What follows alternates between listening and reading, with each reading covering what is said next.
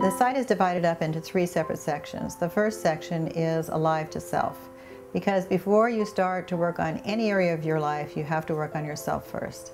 That's the basis for how you are in your relationships with, in your intimate relationships, in your relationships with your children, how you function at work. You have to deal with your own issues first. At times I've, gone into a depression, but I didn't really realize for myself that it was a depression. When I look back at it, I can sort of see similar patterns in my mother. So I think I learned to sort of identify what those behaviors were in myself and understand what was sending me into the depression, or trying to figure out, what the feelings are and express them or talk about them and try to figure out what the roots of them were. The ideas in PsychAlive have helped me get through some of the frustrations of growing older, frustrations about not being able to do what I used to do, or my fears of actual dying, my fears of losing my sexuality.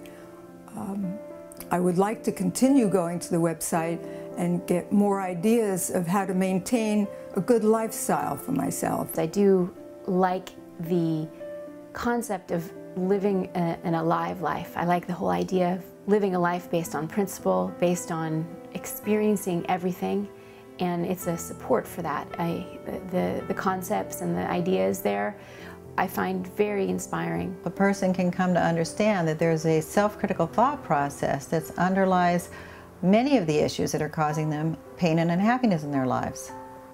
When I first became aware of the concept of the critical inner voice, it allowed me to have a more objective perspective on myself. So I was able to understand my feelings more clearly and respond in ways that made more sense to my life, rather than just kind of flying off the handle or feeling terrible about something that didn't really make sense to feel bad about.